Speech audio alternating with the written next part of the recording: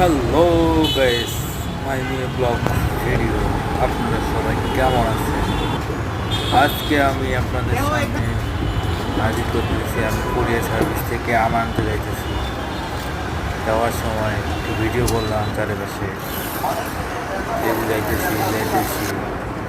এই তো বিরিয়ানি হাউস, কাজী বিরিয়ানি হাউস, তারপরে আনারসের দোকান, এই তো ফলের দোকান।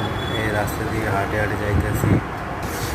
এই যে ঘুরতে বসেছি, পড়তে পড়তে চলে আসলাম। আমার ভিতরে ঢুকবো, ভিতরে ঢুকতেছি। ভিতরে এই যে সবাই বসে আছে। তারপরে এখানে গেলাম, আমার নাম্বার সিরিয়ালটা ভার করতে বললাম, সিরিয়াল ভার করতেছে।